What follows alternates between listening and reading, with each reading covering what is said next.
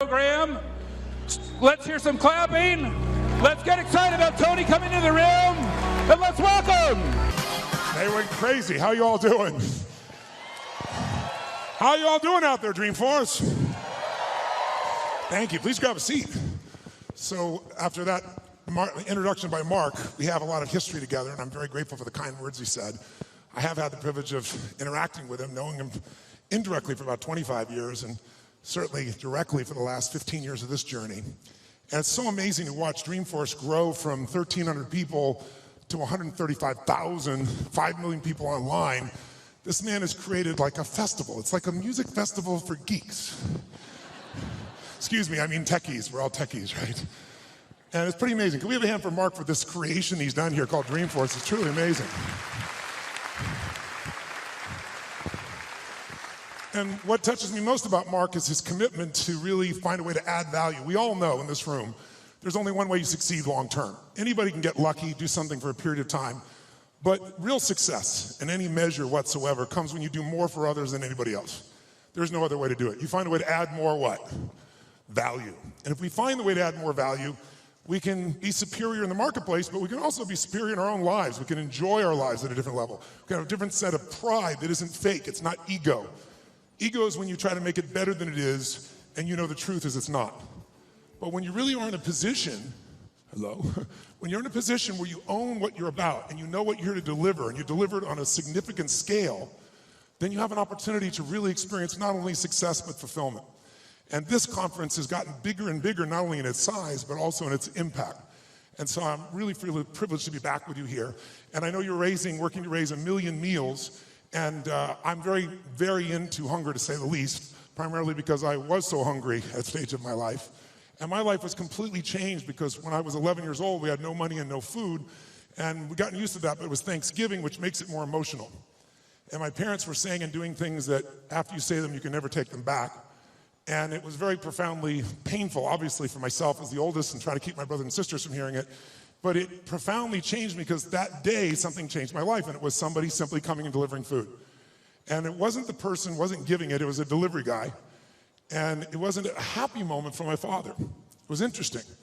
My mom and dad are yelling at each other. My mom's saying things to my father, you haven't taken care of us. Pretty painful moment. And the door happens, and I go to open the door, and there's this tall guy standing there with these big bags of food, and on the ground beside him he had this pan with uncooked turkey. And he said, is your father here? And I said, just one moment. And I sprinted to get my dad, thinking this was going to be the most euphoric moment you could possibly imagine. Like God had come by and surprised us, somebody cared about us, whatever you wanted to frame it. And my father came to the front door begrudgingly. When he saw the man, he got very angry. And he said, we don't take charity. And he went to slam the door. And the man was a very tall guy, and he put his arm or shoulder against it. It kind of bounced off of him. And he said, sir, this is not charity. Everybody has tough times.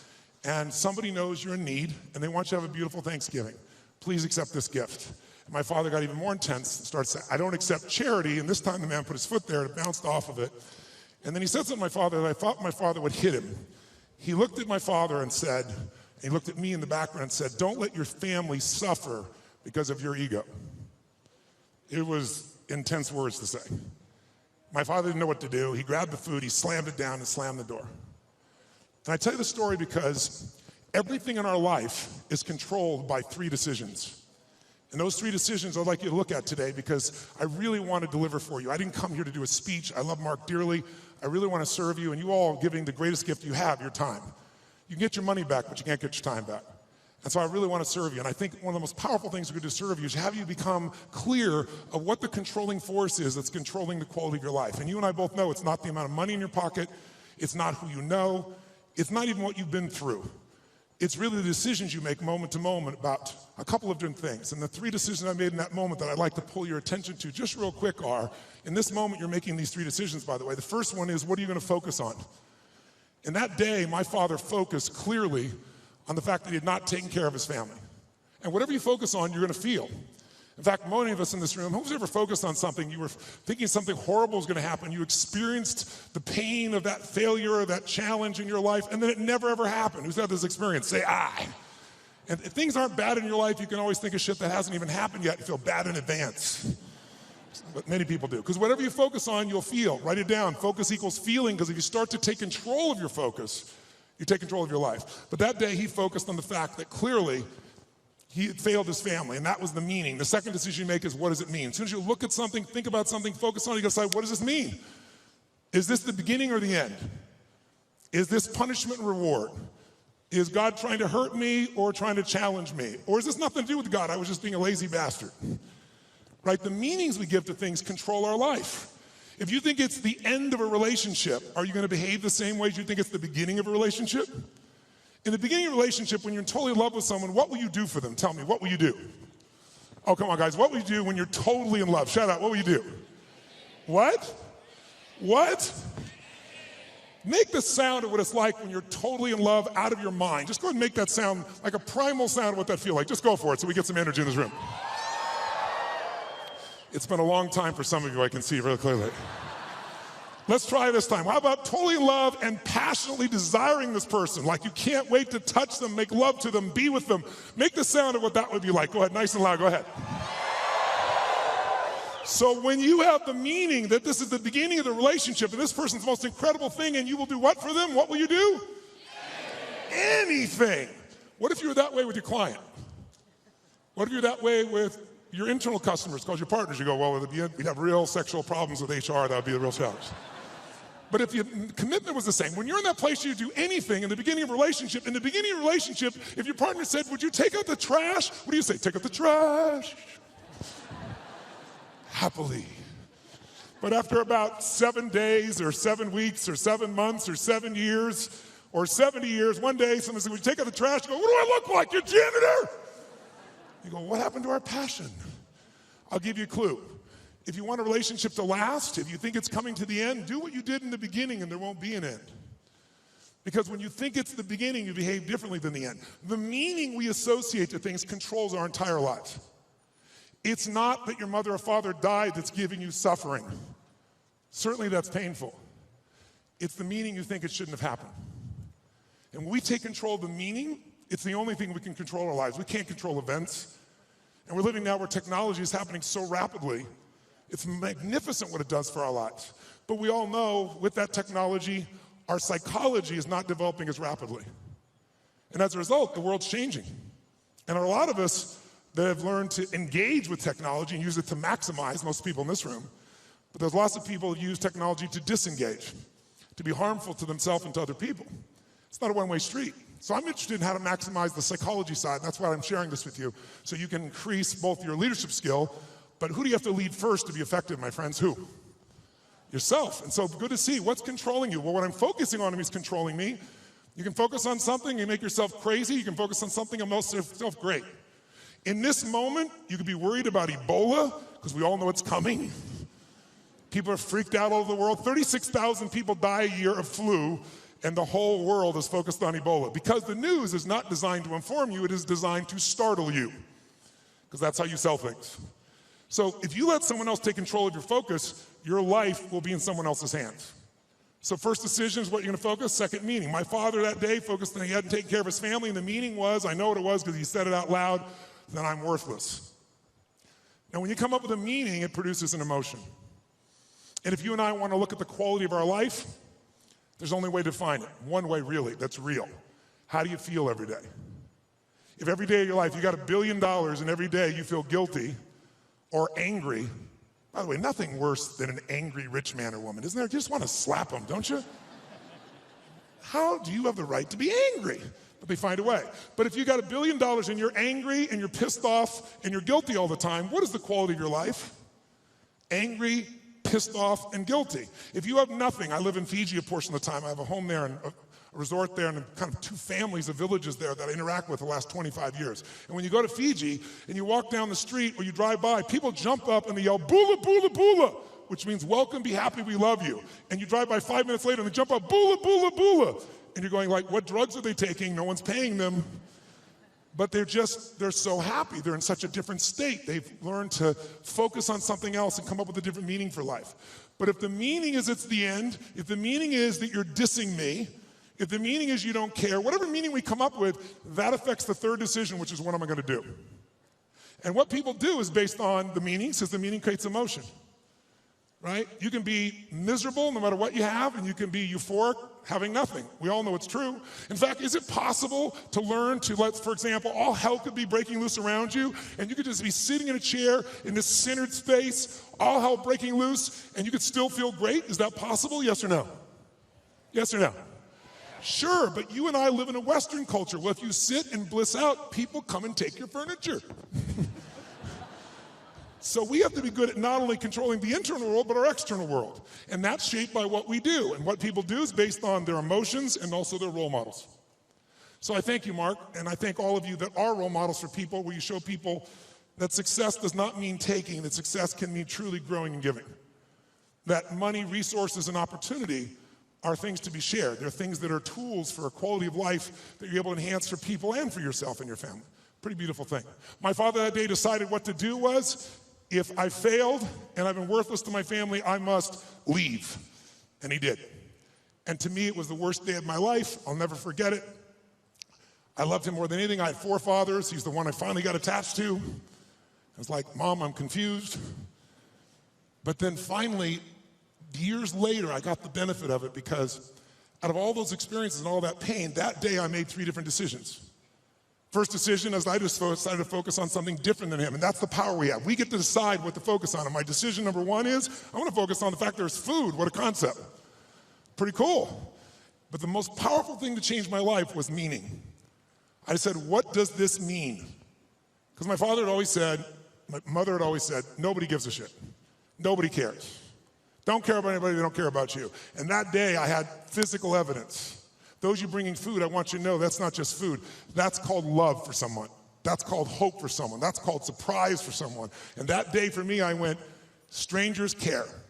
And so I started caring about strangers. And I decided someday I'm gonna do the same. So when I was 17, I fed 2 families. It was like one of the most incredible experiences of my life. I went to the grocery store, I was all excited, saved up all my money, went to the manager and said, I wanna feed 2 families, this is what I'm doing, it's not for me, give me a discount.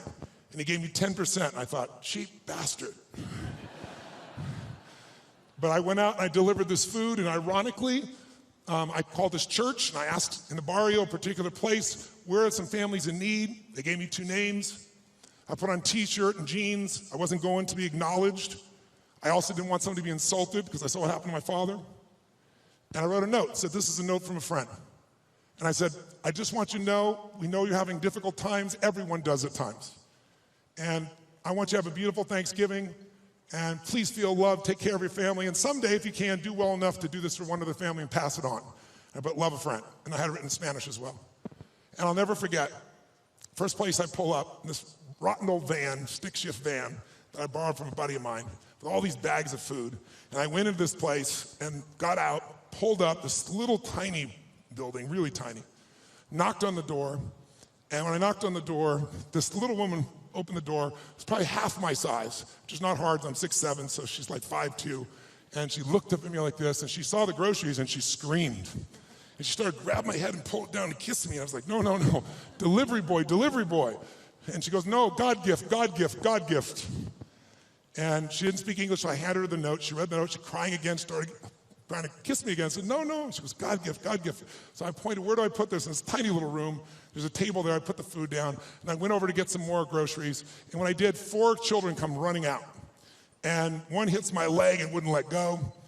And when they saw the pumpkin pie, it was over. And it was one of the most emotional experiences of my life, because first of all, this little boy just wouldn't let go. And I delivered this food, and this woman was crying and smiling. And I stayed there just to take it in for a few minutes, seeing them all. It was like going back in time. And then as I went to go leave, I couldn't speak Spanish, and she was like trying to say something in Spanish. I didn't know what to say, and it was Thanksgiving, so I said, Feliz Navidad. It's like, I heard the song, okay? And she laughed and laughed. She's crying and laughing. One of the more beautiful experiences of life, isn't it? When you can have both those experiences in your body simultaneously. And I remember I got in the van, and all the 4 kids were sitting on the bench here, and she's standing there waving, and I pulled in, go in reverse, and I looked in the mirror, and as I looked in the mirror, I saw these kids there, and I saw Mom crying and smiling still, and then I lost it. I started crying uncontrollably. And I'm like trying to put the thing in gear, through tears come through my eyes, and I thought to myself, what? I mean, this is a beautiful thing, why am I crying? And then I realized what a gift that day was. I realized that my worst day of my life was my best day. And my goal for you, if you don't already have it, my guess is you've already done it, knowing where you are in your world today, but maybe your second worst day, it's time to make a best day. Because out of every tragedy, out of every pain, it only gets healed when we find a deeper meaning, when we find there's a higher purpose in it. And I realized I wouldn't have been there that day. I wouldn't have that hunger to help somebody else if I hadn't had the hunger in my own soul at one point missing. So it's very personal to me. And I want to thank all of you that made the contributions. And I told Mark and I've announced that I'm going to match the 1 million meals if you hit it. And I'm sure as hell expecting that you will. And so we'll get 2 million. And when I told that, then Mark said, I'll match that. Like these lead to nights like this, lead to love like ours. You like the song. So Mark's matched it. So if you do the 1 million, we're going to do 3 million here.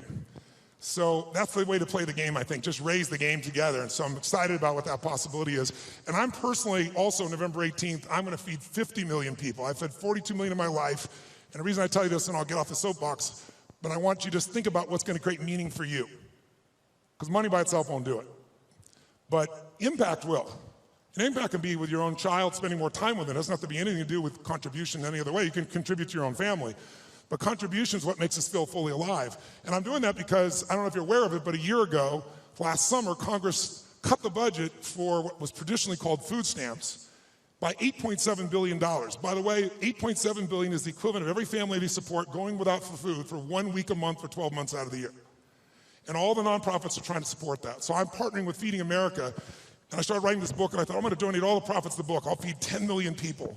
And then I was like, that's not enough. And I thought, well, I'll get matching donations. And I'll raise the bar, I'll get 20 million. And as time has gone by, I finally decided I'm gonna do 50 million myself, and I'm looking to raise 100 million, and that's in addition to the million I'm doing here. That's not part of it. So if you want help, you're welcome to, and Feeding America is my partner, and we're working for matching funds to get to 100 million people. I'm already to 67 million just with some friends of mine before we even launch it. But it's a goal, and why do we do it? I don't ask you to do it because it's a heavy or something. I do it because you can. Do it because it's fun. Do it because research shows that when it comes to money, buying things will never make you happy. Never.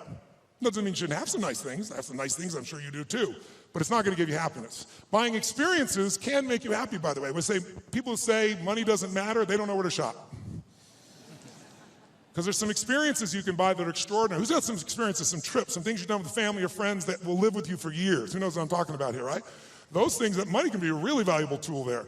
If you can find enough add value and have money and do those experiences, how cool. I'll tell you what else money research shows will do. People always say money doesn't matter once you get to a certain level. No, it matters that you can spend $5 a month and have more emotional juice, and it can be measured all the way down into your saliva by hormonal changes. You want to use money, not let money use you. And so another thing that'll do it is getting rid of drudgeries. Who here loves to pay for shit you don't want to do? Right? Cleaning the toilet. Who likes to have someone else be able to do that if at all possible, right? Because once you do that, those drudgeries are gone. What do you get to do? You have time. And with time, you can spend more time with your passions, the things that matter for you that you can do in the world, that share in the world. And the third thing that gives people the most enjoyment out of money, just so you know, is actually giving it away. And nobody believes that until you do it. Now, if you don't give a dime out of a dollar, you're not going to give 100 million out of a billion ever. Don't kid yourself. It's the place to start wherever we are. And if you do, I think you can find there's enormous enjoyment in that process. And I think you'll also find if there's somebody you love, you do something for, it's even more. So that's why I'm here. And I want to now make sure in the time that you're here, let's kick this in gear and let's talk about 3 things that can truly change the quality of your life. Number 1, first of all, if you make new decisions about the focus on, try this just for a moment. Just for a second, take a deep breath in. Exhale and give it a moan. That was really pathetic. Let's try that again. Deep breath in, then make it a sexual moan and thoroughly enjoy it. Oh, that was much longer and deeper. I like that. That was good. One more time. Use deep breath in and give it a moan. Now, one of the things that I want to talk to you about here tonight, this afternoon, is really simple. And that is, everyone here is in business, and there's a problem that all businesses have. We're in the most competitive environment we've ever been in. We went from, 500 million people being online to a couple billion people being online. And in the next 4 years, they're saying we're going to have 3 billion more online. That means this entire world is a bigger market. If you're the person that adds more value, it also means you're going to have more competitors than you've ever seen in your life. How many think the economic world that we're in today is going to stay the way it is? Raise your hand. Okay, one man on drugs, there's always one. Okay. How many think that the economic environment's going to go through seasons? We're going to have some more ups and downs as we adjust to what's happening in the world here. Say I.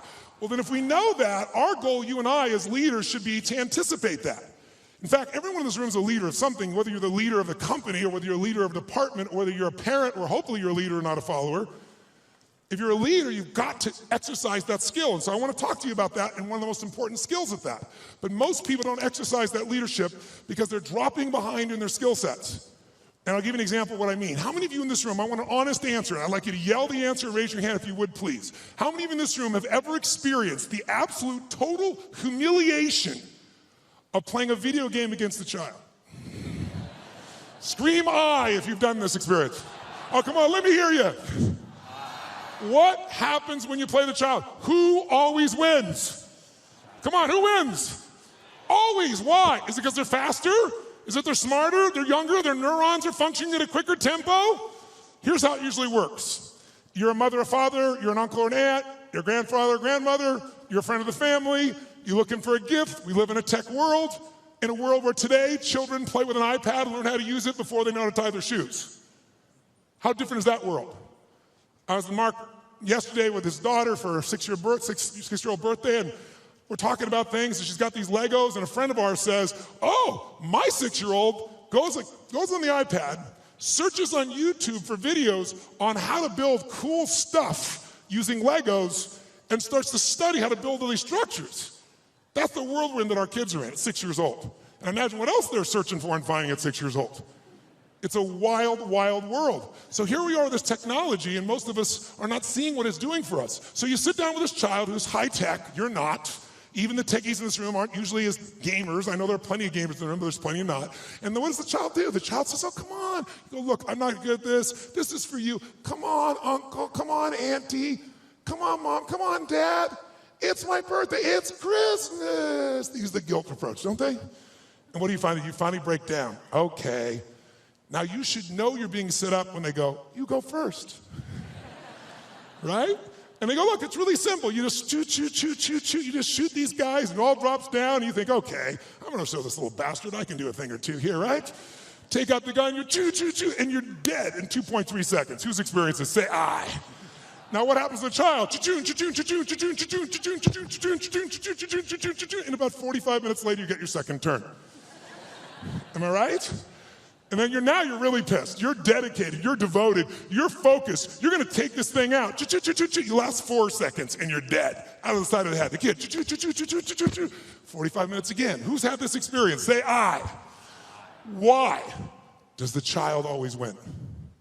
Is it because they're faster? Is it because they're smarter? Is it because they're stronger? No, it's because they played this game before. As a result, they have the secret to success. They know the road ahead. And if you know the road ahead, you have an incredible power called anticipation. Anticipation is the ultimate advantage. See, winners, leaders anticipate, losers react. The reason you get beat is you don't know where things are happening, so you're reacting. Reaction is always stressful.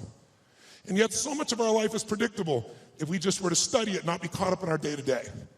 It's predictable the challenges you're going to have in your relationships, or with your kids, or with your body, or with your job, or with your economics, or with your mother-in-law or father-in-law. These are predictable.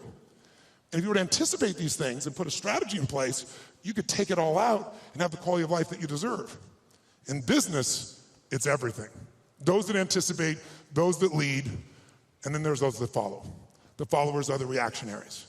So the more we can anticipate, and you can't anticipate and lead unless you first learn how to lead yourself at a different level. And so I love to have you just see that if you and I can start to take control of our focus, and we can start to control the meaning of our lives and make something really that meaning that empowers us, because look, what's wrong is always available, isn't it?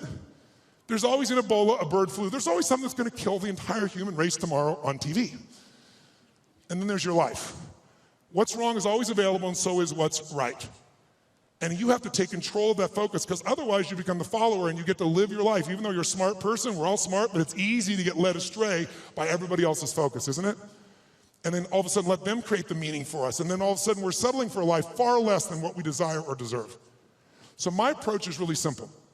My approach is to say, let's you and I, just for a few little time we have here, and by the way, this to me is a little time, a couple hours, 2.5 hours, I guess, at this stage, because kind of the minimum length of seminar I do is 50 hours, 50. And you go, are you kidding me? I don't like to hear myself talk. I like to see people do things so often they build muscle, not just thoughts. And so one of the things I'm going to ask you to do in a few minutes is we're going to go from this passive mode that you're in right now into full engagement. Because if you get fully engaged, it's amazing what you can accomplish and do.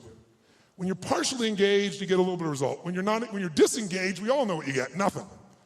And we live in a society where most of us are so overwhelmed. There's so much information. We're not having any problem with information. We're being drowning in information, but we're starving for wisdom. And so we got to separate it out. And so one way to separate it out is I'd like to talk to you about 3 things that can help you increase your performance and your life. Because what I'm obsessed by and have been for 37 years is what can increase performance for an individual or an organization. But also I'm equally obsessed about what's going to make somebody fulfilled. Because who's had this horrible experience? Who here has ever achieved your goal and then your brain said, is this all there is? Who's had this experience here? Say I. And that's worse than failing. At least when you fail, your brain can say, I can figure this out and do it again a new way. But when you succeed and you're miserable, you're basically technically screwed.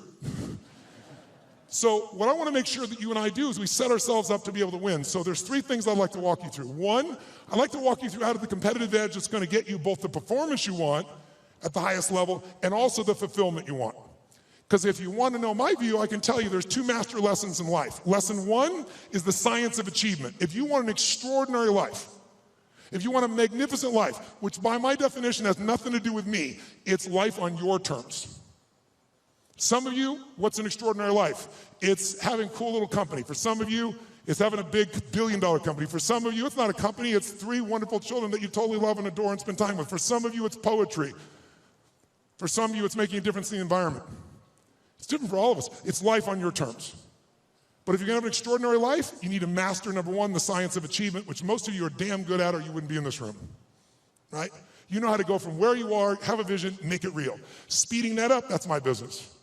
And when Mark talked about it, he actually showed me the other day, we were together a couple days ago, and he showed me the very first day he did his V2 Mom, which is really a simple way of saying, what do you really want? What's your vision? And your values is, why do you want it? And walking through the obstacles and the solutions and strategies to get where you want to go. And he showed me on the back of an American Express bill where they designed on the very first day Salesforce. And there you see that day where he engaged. He engaged in his vision instead of settling for a life that someone else had designed. He had a great life, extraordinary life. Top guy at Oracle, working for one of the most brilliant people on the face of the earth. Can you imagine how hard it would be to leave there and start something from scratch? But he had something larger that he wanted. So how do you do that? How do you get yourself there? You gotta understand the science of achievement. But I know so many people I get the call from, most successful in the world, business person, politician, leader of some sort, economic leader, financial trader, and they call me up and they want me to change something in their business, but I know what they really want. They really want to find fulfillment still. Because success without fulfillment is the ultimate failure. Who's with me on this? Right? You make everybody else feel great. I mean, it's a horrible example. I hate it, but we all know an extraordinary spirit that took his own life just recently probably lit up more human beings than almost anybody alive when it comes to humor and joy. He made everybody else feel happy but himself. It's sad. You don't want that to be you. If there's any gift he can give besides his joy, is the evidence of what you don't want to move towards. Nobody in this room is going to move towards that, but we do it at a little level. We die a little bit along the way by giving up what we really desire and believe in. And my goal is to make sure to see if we can wake that up.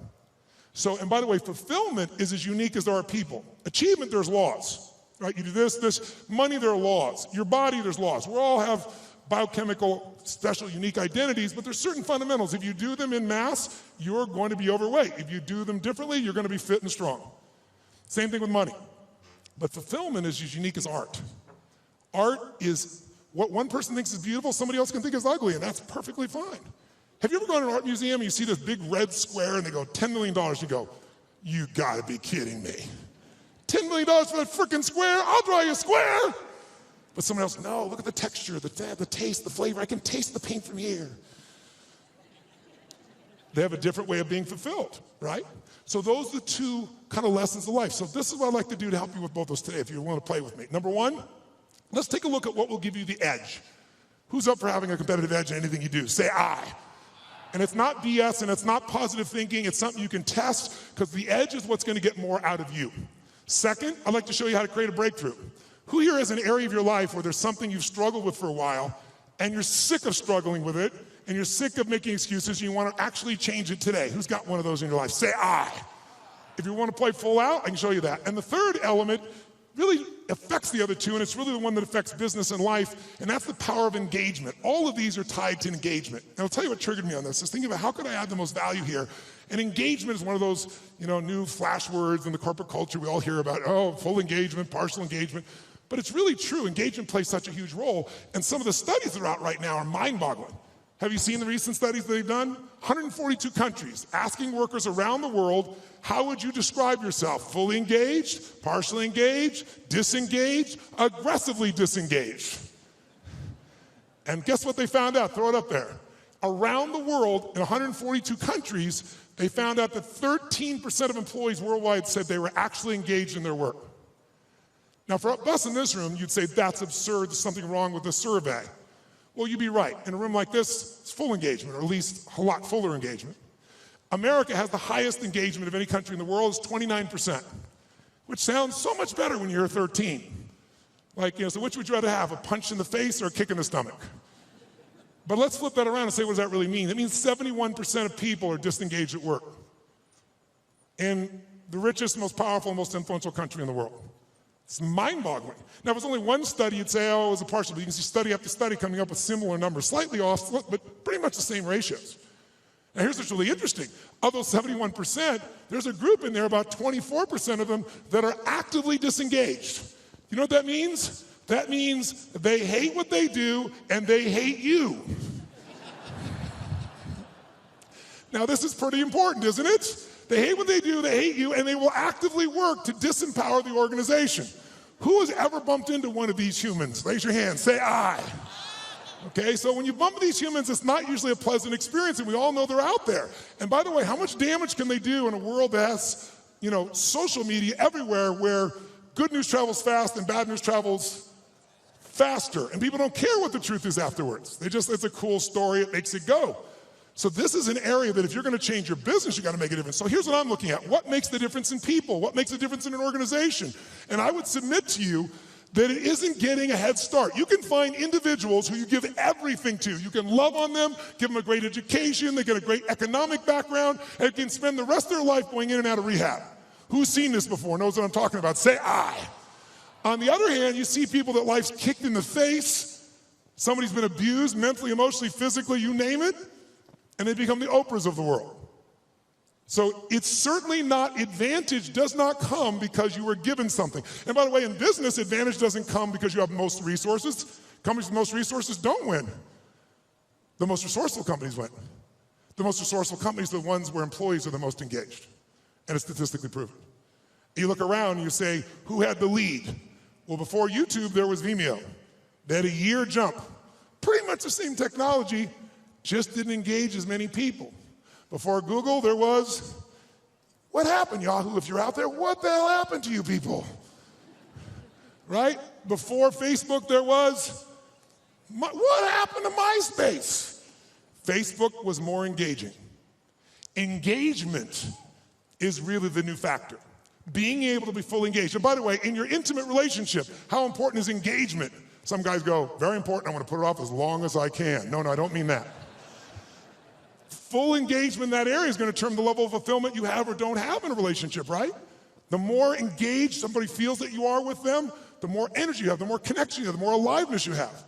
So part of what I'd like to kind of experiment with here is kind of discover what creates engagement for real with you, what creates disengagement, because these are huge factors. Because if you understand what they are, your level of performance, your level of results, your level of leadership, your level of joy will change very, very radically.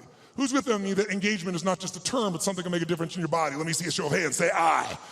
Now, I'm asking if your hand raised for some engagement. Because here's what research shows.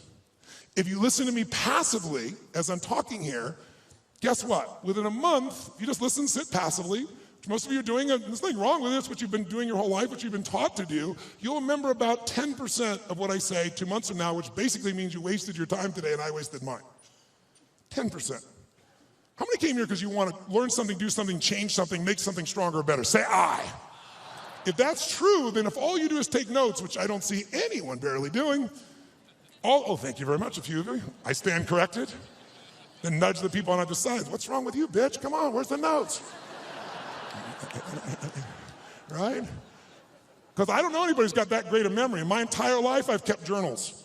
Because here's what I learned early on. Writing it down, if I never look back and read it again, the physical act of writing it down drives the groove deeper. Repetition is the mother of skill. You look at anyone who's masterful, why are they masterful? Why can LeBron James do what he can do? Because he's done it a few million times, right? You know, Kobe will go out and make 300 shots before he will leave that floor every day. 300 shots. The same freaking activity. Most people in tech world, oh, I heard that story, I know that thing, oh yeah. If you're not doing it, you don't know shit. You understand. And understanding in $3 will almost get you a Starbucks. If you're gonna master something, you need to get the repetition where you get it in your body and you bring emotion to it, and enough motion, enough repetition, it gets in your body, and now it becomes physical mastery where you don't think about it and you just do it. Mastery is tying your shoes. Most of you can do this, chew on some gum, send a text simultaneously. Not some people leave their tongue out while they're doing it, but you get the idea. If you do something enough, and you're confident enough, you're certain enough it's in your body, that's mastery. So I'd like to see if we couldn't get to a different level of mastery in this. And what I'm going to ask you to do is, by the way, if you listen and take notes, just write those notes down or you type them in, whatever you do. Research shows you'll retain about 40 to 50% of what's been said. For the future, I'd highly engage or encourage you to do that. Now might be a good time. And then the third most powerful one is if you physically engage your body. If you ask you a question, yell back the answer. Or in a few minutes, I'm going to ask you to actively engage in a different level. Engage with each other. Do some crazy things you wouldn't normally do. What that does, it brings up engagement, 80, 90% retention, because now it's not just a thought or a right, it's a feeling in your body as well. And if you do that, you're going to retain it. Who's up for doing more and holding on to more? Say I. Then to do that, I'm going to ask a couple things. One is if I ask you a question, please yell out the answer. You're already doing that. You're being very kind, but don't be kind anymore. Do it with more passion and intensity. Because I'm not going to ask you questions you don't know the answer to because I want you to feel good about yourself. But if you yell out the answer, you'll activate your body's nervous system. Make sense? And the more you activate, the more energy you'll have. We live in a passive society, and if we're going to engage, by the way, the companies that engage, the companies that have records of 24 at the top 25% in the country, highest levels of engagement of employees, companies like Google, companies like Salesforce, companies like Apple, companies like Facebook. And by the way, guess what all the research shows? 22% more profitability, almost 1 for 1. For every percentage of increased engagement, you almost get an increase of profitability. But I would argue you get that in your personal life as well. The more engaged you are, the more the other person will become engaged. You want to get somebody engaged? You get engaged. Think about it. Everyone in this room is a leader. What's our job to do as a leader? Our job is maximize resources, right? How do we take whatever resource and get more out of it? Ourselves, other people, our economics, our business, our technology. That's the job of a leader. But you can't maximize resources if you don't have full engagement. So I'd like to see if we could increase that. And so one simple way of doing that, increasing that engagement, is to start with us. Because by the way, are you going to engage other people if you're not engaged? Yes or no? Yes or no? Are you going to be able to touch other people if you're not touched? Are you going to move other people if you're not moved? And so, by the way, here's the problem. How many of you wake up, you have certain days you wake up and you think to yourself, today, I don't want to talk to any people. Who in this room has days like this where you don't want to talk to anybody here? Say I. Oh, come on, say it with some energy, I. But as a professional, you got to do that most times. And if you fake it, do people feel it? So I want to show you some ways to change it. But here's the reward of engagement. If you can become a person, engage others, you will now become an extraordinary leader, not a mediocre or good one. As far as I'm concerned, good is the enemy of great, as corny as it sounds. So think about it. I'll give you an example of this book that I did. I did this book because back in 2008, I felt like I was back in my childhood. Everybody around me was suffering. And I hate suffering. Most of the skills I developed is because I want to take somebody who's suffering and take them to a place where they have joy and aliveness and health and vitality and abundance or whatever I can do to help. And so I've got the guy that cuts my hair, my barber, is like, his kid can't go to college. He's lost half what he's got to do. A billionaire client of mine. is no longer a billionaire, and he's feeling equally bad, he thinks, but suffering is suffering in somebody's mind, right? And so I thought to myself, something's got to be done.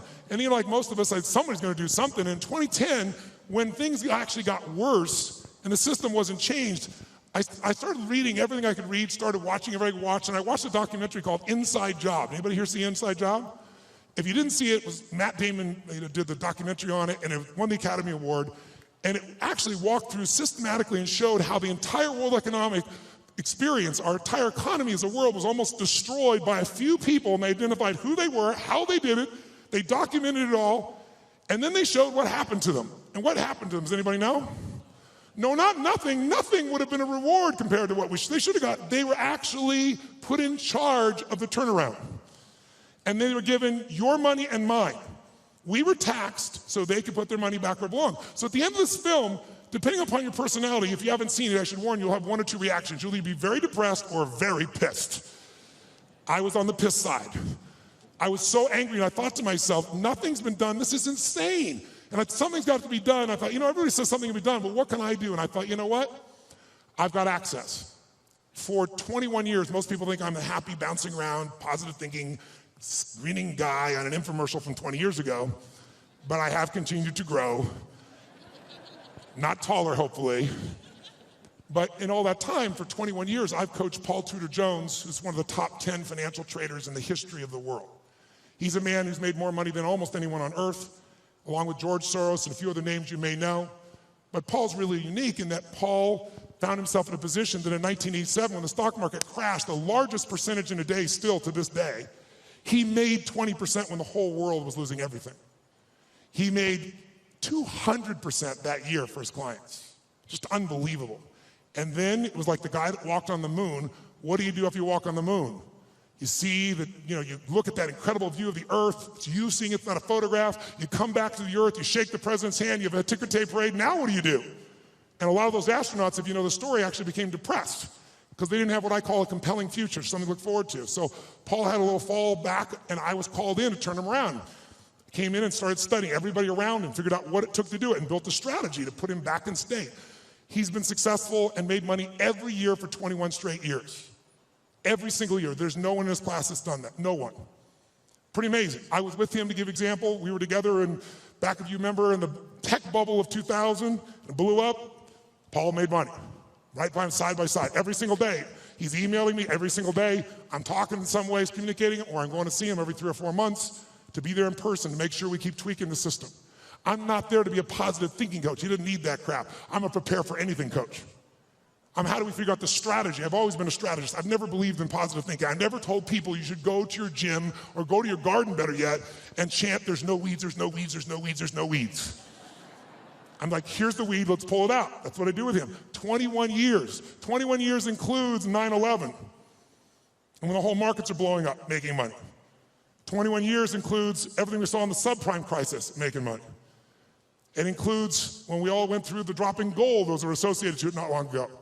So I've been there with all those pieces, and I got a chance to learn from this guy side by side, and I've been able to contribute to him in a significant way. So I got access. So I decided I'm gonna go find a way to interview the 50 most influential, financial, brilliant minds on the face of the earth. Not people you read on the internet, not people on television screaming at you what to buy, and telling you to go to some mythical mutual fund that gives you 12% every year, and it doesn't exist, but the real guys and the real ladies that do it.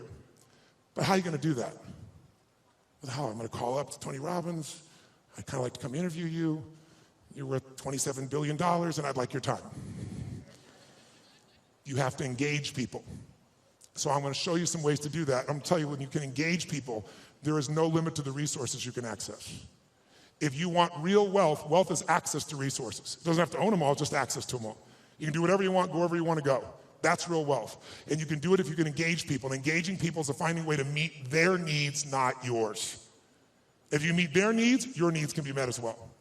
And it can be done in a way that has integrity and love and vision and creativity, and it can truly be a synergy. Now I'll give you some examples of it just for 2 seconds, then we're gonna do some things that engage this so you get the sense of its value. One of the first people I called on was Carl Icahn. Carl Icahn is a very gentle soul. He's a man who has a hard time expressing his true feelings about things. Who knows who Carl Icahn is? So you got to get a sense here. He's worth $27 billion. He has made more money. In fact, on the cover of Time magazine, they called him the master of the universe because Kiplinger did a little study and found out Warren Buffett is not the most profitable person you could have invested with. Carl Icahn is. In the last 14 years, you would have made 1,600% with Carl Icahn.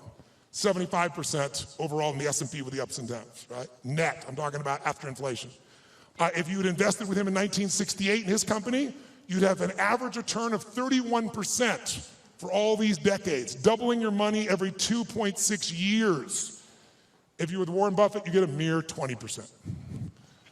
This is an amazing guy. He agrees to the interview. I use every tool I got. I get there, and the first thing he does is he throws out my camera crew. Nope, I don't want this camera crew. I don't want this, I don't want the lights, I don't want this. Like, well, dude, you agreed. I don't care, I changed my mind. Get him the hell out of here. I'm master of the frickin' universe, don't you understand? So I said, okay, no problem, let's do the audio. My audio team goes, no audio. I said, what am I supposed to do? He goes, you got a pen? Come on, you got 10 minutes. 10 minutes? All my interviews are supposed to be 45 minutes. The average one went 3 hours. How? Engagement. I figured out how to engage these people, and I found something inside of them that really wanted to give. Not to me, they got what the mission was to other people. And I got them tell me things nobody tells them.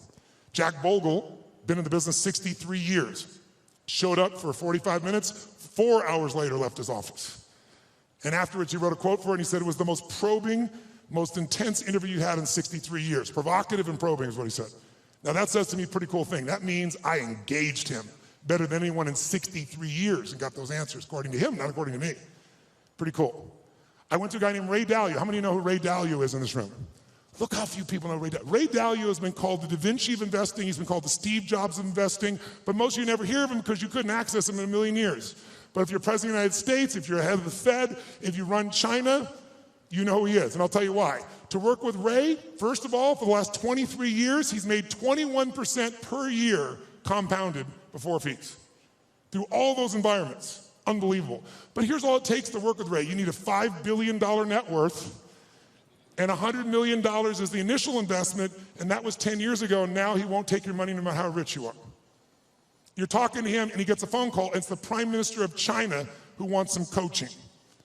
A large hedge fund might be $15 billion. Ray's $160 billion.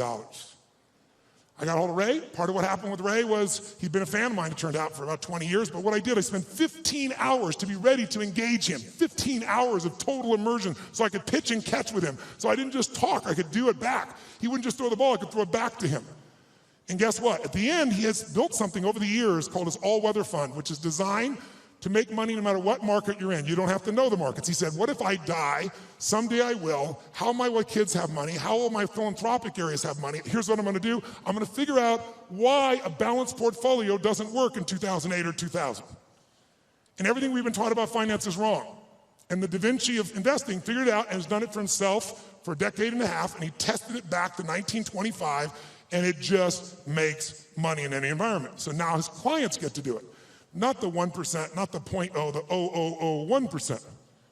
So I'm sitting down with Ray and I get him to explain how it works, and at the end, we're engaged 3 hours into it, and he tells me how this works, and I said, this is beautiful, but I'm doing this, so I'm not doing this for money, I'm giving all the money away. I want people to have answers. And you just got done saying the average person going to the wealth manager will never work. They can't possibly do it. They might be sincere, they might even put their money in the same place they put you, but how many gold medals have they won, he said. Those are the only people that win. There's only a few. It's a giant poker game with a few winners. So you just said they're not gonna win with anybody else. So I said, this is worthless without knowing the exact recipe. How much in this, how much in that, how much in this percentage, whether I got $1,000 or 20 million, 200 million. He goes, Tony, that's my secret sauce. That's what $5 billion and 100 million used to get you. I said, yeah, but you won't take anybody's money now. He said, yeah, and I said, you're giving away half your fortune with 14 billion. You're a giver. Help a guy out, give me the secret sauce. And he goes, it's really complex. I can't really just share it that way. I said, I know it's complex, but I'm a pretty smart guy and I'm good at simplifying. I believe complexity is the enemy of execution. That's what it is. You gotta make it so simple, people do it. Complexity is the enemy of execution. So I'll get it simple, you get it to me, I'll make it simple. He goes, well, it uses leverage. I said, give me one that doesn't leverage, that anybody could do. They could do it with ETFs. He goes, well, I don't know what that's gonna look like. It won't be perfect. I said, your worst plan is gonna be better than anybody else's best plan. And then he this moment of engagement, this magic moment, he opens up and he goes, okay. And I'm writing like crazy. I got the video camera going. I'm feeling this vibration in my body. I left so excited, knowing it was something special, but not knowing what it was. But that formula, I took it to Hightower, $30 billion asset company, and said, test this, 30 years, 40 years, 75 years, how's this done? Over all that time period, in the last 30 years, it lost money 4 times. Made money every other time, and the 4 times, one of the losses was 0.003. So it really practically lost money 3 times. You know what the average loss was? 1.9%. But the average gain, just under 10, all in. The largest loss in 75 years, it's been right 85% of the time, the largest loss was 3.95, as that was 2008. Less than 4% when the rest of the world, from top to bottom, lost 51%. It's in my book, by the way. And so a bunch of my partners are like, hey, this is a business. Don't put that shit in the book. And I said, you know what, it is a great business. We can help people do it if they want to do it, but it wasn't offered in that spirit, so it's there. I tell you this because I want you to understand with engagement, you can get anything. But engagement, I want you to define it, I want you to experience it. And so what's the first thing that allows you to engage somebody? What's the number one thing? Right now, if I said to you, what is it? How many think Mark is a fairly engaging guy without blowing smoke? How many have to say this guy's pretty damn engaging? Say I. What makes him engaging? What makes somebody you find engaging? What makes them engaging to you? What is it about them? Think about it. Say it out loud. What makes somebody engaging? They're positive. What's that? Eye contact makes somebody engaging. She's talking about another level of engagement. I can feel it right now. What else creates somebody engaging? Come on. Smile. What else makes them engaging? Energy. Passion. Talking the truth instead of what you want to hear. Who loves someone who will tell you the damn truth in the world we do? The world, not even reality television is freaking real anymore, right? Raw and real may not sound good, but it sure feels good because you know it's there. Sincerity, when you feel like somebody, how about caring? When you feel like somebody truly cares about you, does that make you engage more? Right? What makes something disengaging to you? What makes you disengage with someone? Lying, when you can't trust them? Arrogance, when they try to control you? What disengages you? When they come up to hit on you and they're not even committed, you're like the 12th person and you can feel it. When they're insincere, disengages you. What's that? When the communication or the relationship is one-sided, totally disengages you, doesn't it? Inauthenticity. Whereas authentic does engage you, doesn't it? Right? Oh, what's that? Yes, when they're on their phone talking to you while they're also doing something else. How many love this experience? And yet we've made it culturally okay, depending upon what generation you're in. Depends on how your mindset is and where you live in the world, I guess, to some extent. But all the things you said are true.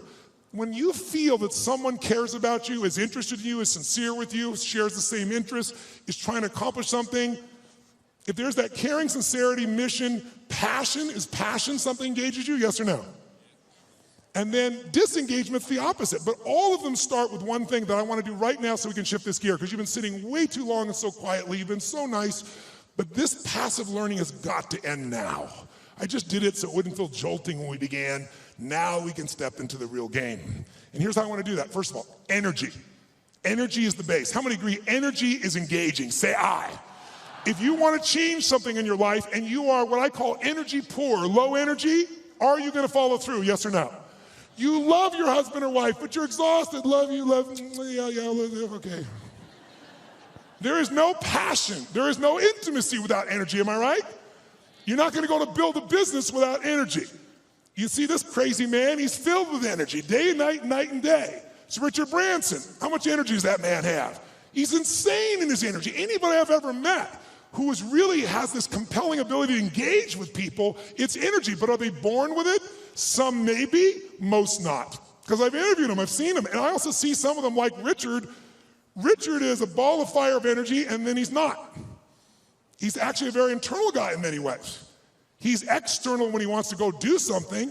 He's crazy and willing to risk his life. Not in business. In business, he goes, okay, I'm going to take Virgin and make Virgin Airways, so how can I lose? Oh, I'm going to make a deal with Boeing that if they fail, I get to give them the jets back. That's how he thinks. In his life, let me go in the middle of a balloon in the middle of the sky and hope shit happens.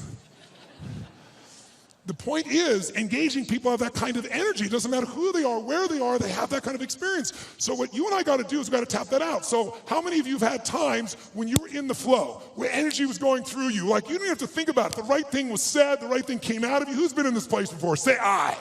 Oh, come on, say I. Who's ever had a time where you did something, and after you did it, you thought, I can't believe I said that. I can't believe I did that. That was so stupid. Who's done this before? Say I. Who's done something where after you did it, you went, That was me. I don't know how I did that shit. That was cool shit. Who's ever impressed yourself? Say I. Now you're the same person. How come one situation you're an idiot, the other one you're brilliant? Who's ever forgotten how to spell your own, or how to remember, let's say, your own email or your home phone number, or how to spell a difficult word like the? Let me see your hands here. In fact, phone numbers are crazy now for most of us, right? Because now we have this outboard brain. If we lose this brain, we're screwed.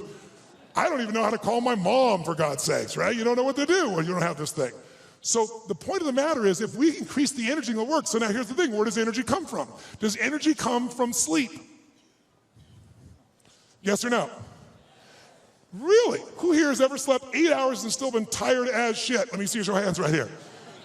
Okay, so that wasn't it. Right? Is it food that gives you energy?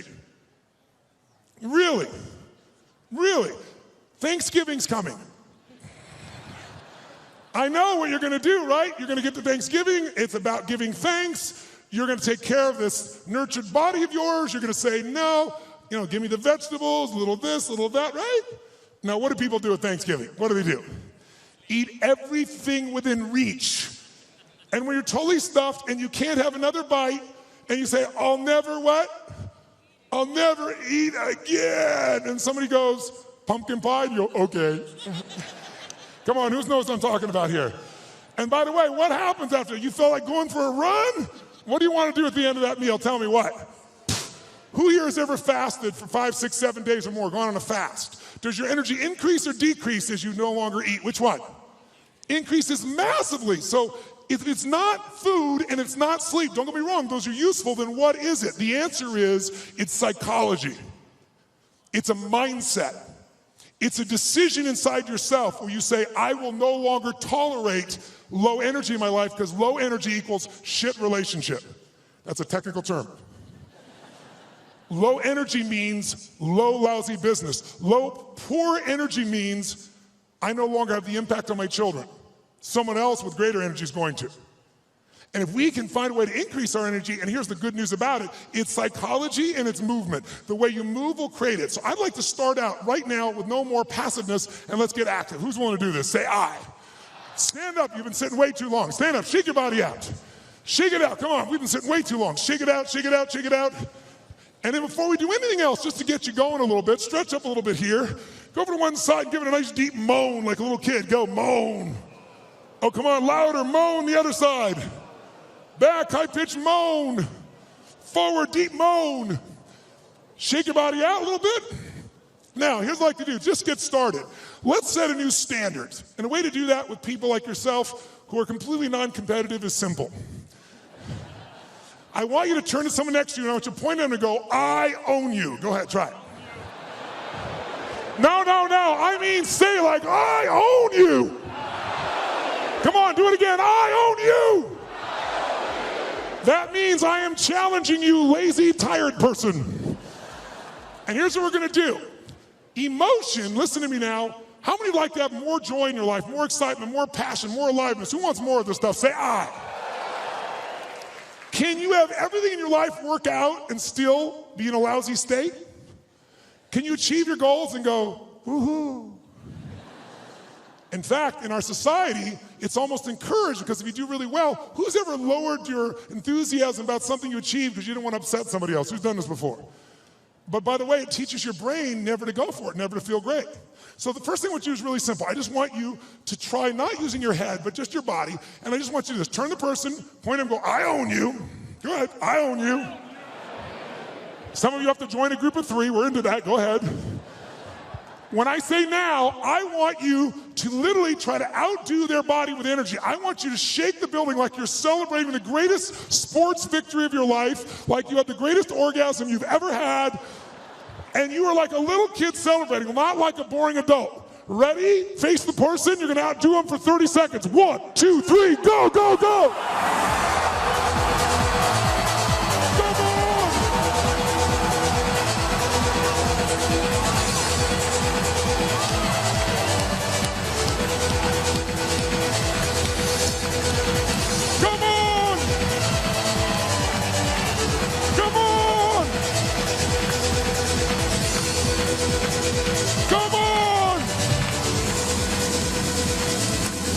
Oh, yes. Now, high five your partner and say, you rock, baby. Now, does that feel better, yes or no? I got a question for you. When you feel better, do you treat other people better or worse? When you feel better, you perform at a higher level or a lower level? When you feel better, you're a better lover or a lesser lover? Good. Now, here's what I want you to understand. If you and I can train ourselves to make our nervous system play at a higher level, and that becomes our standard, then all of a sudden, it'll feel effortless. But in the beginning, it's like lifting a weight. It feels stupid. It feels like, what is this weird crap?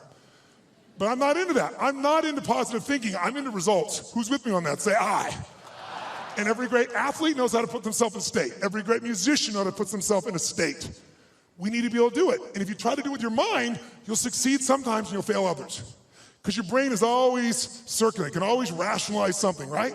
But the body, used effectively, can change it all. So I'd like you to try something real quick. If you're a leader in this room, how many consider yourself a leader in what you do for a living? Let me see your hands. I figured almost everybody. So if you're a leader, that doesn't mean other people follow you, by the way. It just means you live life on your terms. You don't settle for less than you can do or be or share or give. So if that's your mindset, then you got to say, okay, if I'm really going to be a leader in my life, then I need to own my energy, my certainty. I can't just wait till I feel good to do things. I got to be able to get myself to feel good, and not phony and not fake. So I'd like to show you as a leader, your skill as a leader, your number one skill that makes you a leader is your ability to influence. Is it true? And who do you have to influence first?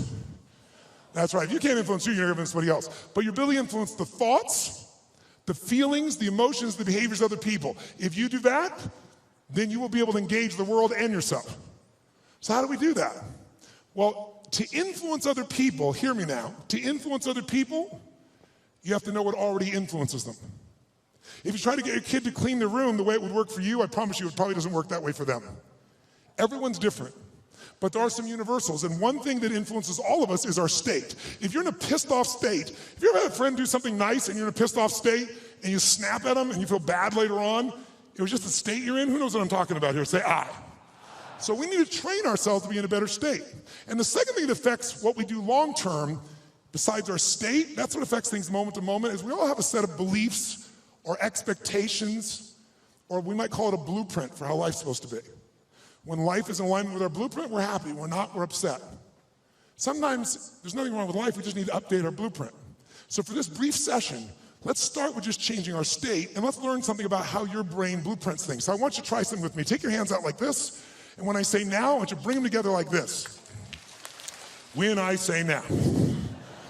Thank you. All right, ready? Now. Ready? You can hear the entrepreneurs in the room. They're not waiting, baby. I'm going. I'm ready. I love it. Now. Ready? Now. Ready? Now. Keep your hands together. 32 years of research in 160 countries shows something really simple. As often as you pull your hands apart and bring them back together, if I don't mention it, you will always run the same pattern with the same thumb on top. In fact, notice which one it is. And I like, just try it, see what happens. Do it again. Ready? Go. Ready? Go. Ready? Go. Ready? Change thumbs. Go. What's that look on your face? Why does your face look like that? How many feel like this feels a little weird to change thumbs? Let me see if Joe's hands here. Right? Now, try it again. Do it the normal way. Watch how good you feel. Ready? Go. Ready? Go. Yeah, I'm good at this shit. I can do this. Try it the other way. Ready? Opposite thumb. Doesn't look, your faces look really bizarre right now. Now, some of you say, I want to change my business, I want to change my life, but you're really upset about the thumb move. We're really having some problems here. Let's go back to your normal way one more time. Ready? Go. Ready, go. Keep your hands together. Truly, 32 years of research has found something interesting about the pattern of how you hold your hands when they come together. If your left thumb is on top of your right thumb, then the driving force in your psychology is the desire for sex, and you're an incredible lover.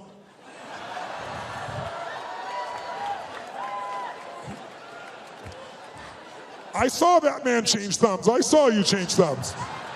Look at him try to show the one. Oh. However, if your right thumb is on top of your left thumb, then the driving force in your psychology is intelligence, and you will be absolutely financially free in your lifetime. Look at this poor bastard. He's having a thumb fight. Do I want the sex or the money? The sex or the money. If your thumbs just came together and you didn't cross, it means you think you're smart, sexy, and rich, but you will never be any of the three. I'm very sorry for you. This has nothing to do with anything. We're just engaging your body. So shake your body out. Shake it out. And here's what we're going to do right now. We're going to go engage each other. How many believe that engagement makes a difference in the quality of your life? How many buy that? Say aye. How many think engagement makes a difference in how happy you are? Say aye. If you think engagement will affect your business, say aye. So then why don't you engage? The answer is you do. The question is what level? Right? We all engage. Do you engage at a low level, a deep level? Do you engage the mind? Do you engage your own mind and heart? Other people's mind and heart, or just their head? The people that engage the mind and heart, they have some extraordinary capacity. In fact, I'm going to show you something in a few minutes that I think you'll find very useful. But before we do it, let's just see the ways we can change our engagement. Most of us do this unconsciously. I want you to become aware of how you change your state of engagement. So when I say now, I'm going to ask you to walk around this room and introduce yourself to as many people as you can. I start most seminars this way because I want people to see something inside themselves they don't notice usually. And that is when you go to introduce yourself, though, I want you to do it in a very specific level of engagement. I want you to go up to people where you're really not wanting to engage. You're just doing it because you should, and it's polite, but it kind of annoys you. Who knows what I'm talking about here? So when you walk up to them, I want you to literally walk up to them like you're doing this because you have to, but you really are annoyed by this. Like, this is a stupid exercise. Why should we have to do this shit this guy Robbins is saying? Why do I have to shake your hand? You don't say that. You just think it. What do you do when you're a little annoyed with your face? What do you do with your body when you're a little annoyed or a little frustrated or it's a waste of your time? What happens around your eyes? How do you walk to somebody when it's a waste of your time? How do you shake their hand? I want you to notice specifically while you do this, two things. One, how does it feel to be greeted that way? That'll be obvious. But more importantly, what do you have to do to lower your engagement to this level with your body? Because if you become aware of your body, you can change your engagement that fast. I want you to see if I'm annoyed, a little frustrated, and I want you to play like a kid, like you're really doing it. If you're like, you'll go, all right, let's do this stupid exercise. You'll get nothing out of it. Really put yourself like, I have to shake their hand. I don't want, hi. And just notice, what do you do with your face? What happens to the tension, your face, your breath, your neck, your shoulders, your hands, your voice? And I want you to get to as many people as you can over a minute and a half. Ready? Introduce to as many people, and it's a waste of your time. In fact, let me show you what it looks like before you do it so you're clear. Sir, you, come here. Come here. What's your name? What? Louis? Get out of here. Give him a hand. It's Louis, ladies and gentlemen. It's Louis.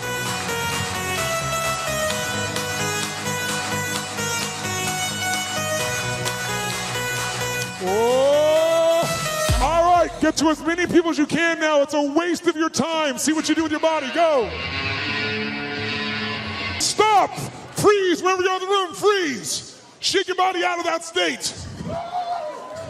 Now, when I said freeze, that wasn't hard for many of you because you didn't go anywhere. Hi, that shit's over. So, question. Shake your body out of that state so you have none of that left. All right, question. And we've got in this room, what, 6,000 people, 7,000, 8,000, whatever's in this room. I think it's 6,000 people. I'd like if you would to yell the answer, because we have people from virtually every country in the world here, and see what really happens. I want to see if we got a measure. Raise your hand and shout yes if you made a significant change in your body to go in that state. Say yes. Great. Did you change the muscles in your face, yes or no? Yes or no? Did you change the way you moved, yes or no? Did you talk louder or quieter? Which one? Did you talk faster or slower? Which one? Did you go straight for him or did you hesitate? Which one? Now, by the way, I could go through 20 of these, and if you notice, Every country in the world, I think, is represented in this room. Every belief system, every background, every sexual preference, every spiritual preference.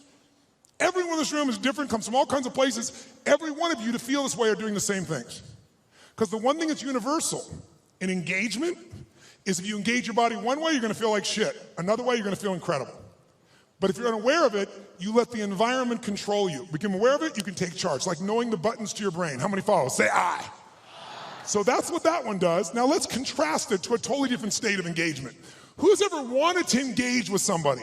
A man, a woman, a person you wanted to employ, somebody, a client you wanted to gain, and you wanted to engage with them, but you were afraid they wouldn't engage with you fully. You're afraid they'd reject you, and that fear was really strong and held you back. Who's had this experience before? Say I. Good. If you don't raise your hand, you lie about other shit too, so I understand that. So here's what I'd like you to do. When I say now, I'm gonna ask you this time to greet people in a different level of engagement. I want you to greet them as if you're deathly afraid they're gonna reject you. But to do this, I want you to be like a little kid again. Because when adults, we're all achievers in this room, right? So we're not afraid. Fear is not a word for an achiever. We just get stressed. Stress, by the way, is the achiever word for fear. You go, no, I'm not scared. I just have to get these things done. I'm stressed out, all these things are done. Well, what if you don't get them done? I have to get them done, but what if you don't? Well, then the thing will fall apart. What if it falls apart? Well, then it'll fail. What if it fails? Then I'll be a failure. If I follow the trail of your stress, it will bring me to your deepest fear. So if you own your fear, you can figure out where it is and actually how to change it in seconds. And when fear is no longer around, fear is your only enemy. Because when fear's not there, nothing stops you. Who's with me on this? Say I. But we don't call it fear because that doesn't seem cool to us. We're all adults. But kids, will kids show their fear? Oh yeah. They'll do it, they'll make sounds, they'll do everything. So what I'd like you to do this time is when you greet somebody, I want you to exaggerate like you're deathly afraid, like, hi. How you doing?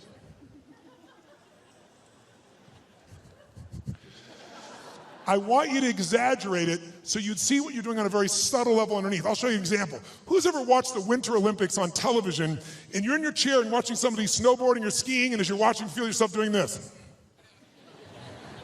Who knows what I'm talking about here? Say I. So I'm gonna ask you to exaggerate so you notice it. So please play full out. It's the only way you're gonna see what you do, and see what do you do differently with your face, your voice, your body when you're really afraid. And it'll show you contrast. Just for 1 minute. As many people as you can, totally exaggerate, you're deathly afraid, go, greet them, greet them, greet them.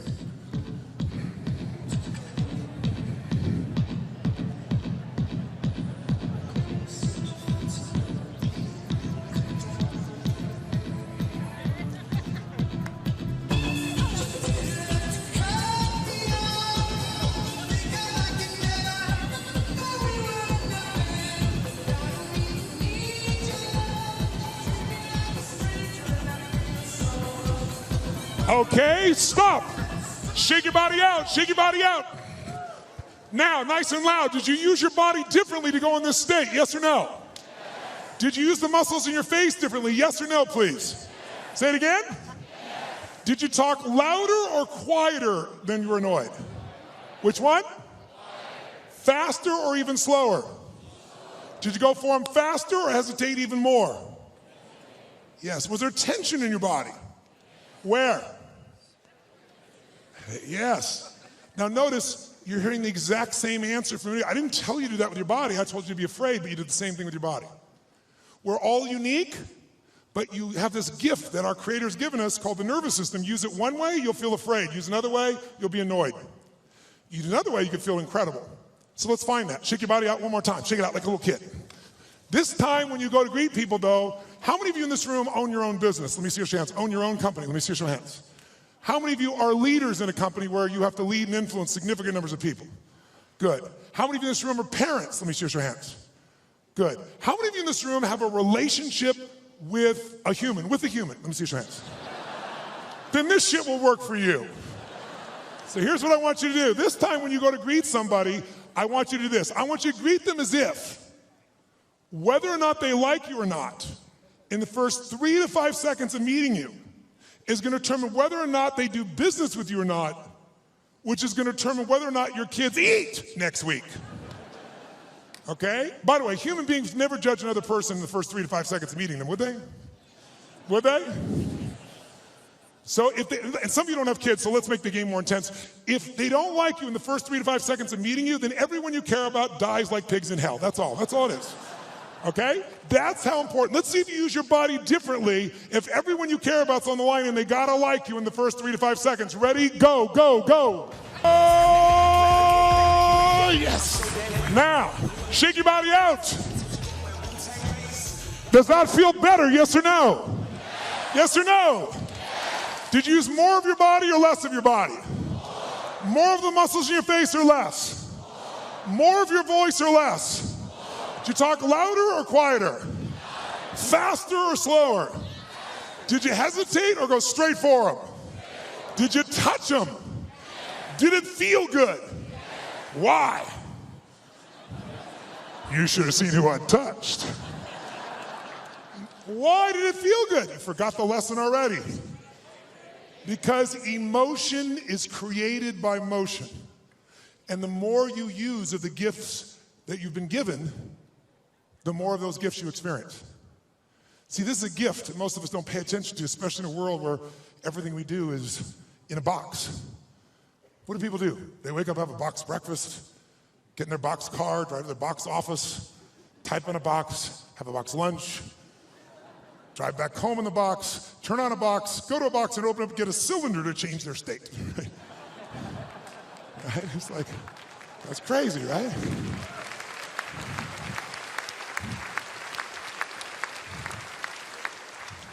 But if you and I use our body differently, we're going to think and feel differently. Do you feel more engaged or less right now? Which one?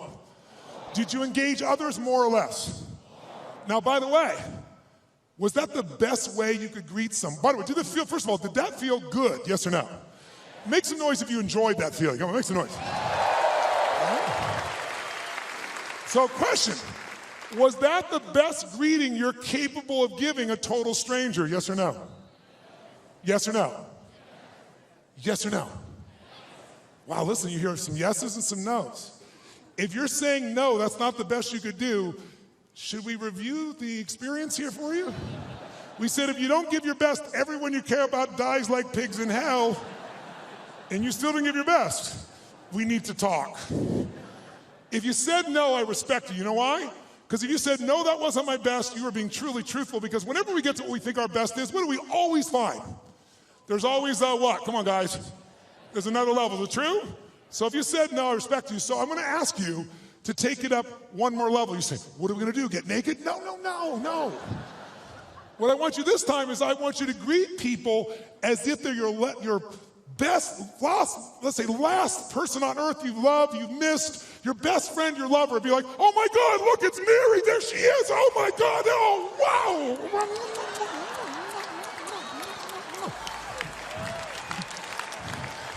I want you to greet people like they're your long-lost lover or best friend. Ready, go, go, go!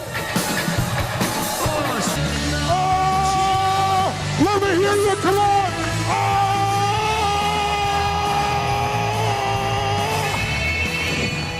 Now, shake your body out. Does that feel better? You feel more alive or less alive? More energy or less energy? Did you use more of your body or less? Did you use more of your face or less? More breath or less breath? Did you talk louder or quieter? Faster or slower? Did you hesitate or go straight for them? Did you touch them? Did it feel good? Why? Because emotion is created by... Now, the more you use of this, the more you're going to have. By the way, the more you use of this, the more you'll engage other people. We talked about Robin Williams. How freaking crazy was he in the use of his body? He used everything. That's why he could reach everyone and accept himself. So we're going to make sure you do yourself and everyone. Because the first engagement's inside. How many feel much damn better right now than when we were sitting here before? Say, ah! So we want to use this. This is not something you just engage in one time. If you become engaged, you can engage anyone else. If you sincerely care about them, if you're looking out for a way to support them and yourself, but you're not going to do it if you're low energy, poor energy. You want to be energy rich. Now, if you do this and you sit down and you don't drop out of state, this energy is still available to you once you turn it on. How many, by the way, feel like sitting down right now? How many feel like rocking and doing something? Here, let me see your hand. Say, ah. Because life is momentum, isn't it? Just like business is momentum, emotions momentum, sports momentum. So you can build your own momentum, but what you got to do is you got to do the simple practice of putting yourself in a peak state. Because why? Peak performance comes from being in a peak what? Say, Tony, what am I supposed to do? Go to the president of Microsoft and go, Charlie! I bet it'll change your state. No, but if you start within you, even if you only show a portion of it, like a tip of the iceberg, people feel there's something deeper underneath, even when you don't say it. They sense what's in you. And when that's there, you can have a much deeper impact. Now, why did you come to this conference? Tell me, anyone, why did you come to this conference, sir? To grow. To grow what? What's it? To grow what? To grow inside as an individual. What did you hope would happen if you grow inside as an individual? I'll be a better person. If you're a better person, what will that give you? A better life. And if you have a better life, what will that give you? Happiness. So he's got a long story, but he just freaking wants to be happy. And most of us have a long story. If I do this and this and this, if I have 14 perfect children, if I change the world, if I make $1 trillion, if I do these things, then you have some people it's happy, some people it's free, some people feel a life of meaning, some people say I'm lovable or I'm loved. We all have different words, but we're after emotions. Everything you do, and most of us in this room are pretty intellectual individuals, pretty smart individuals, at least we think we are, but this gets in the way often of this. And we forget this is what we're after.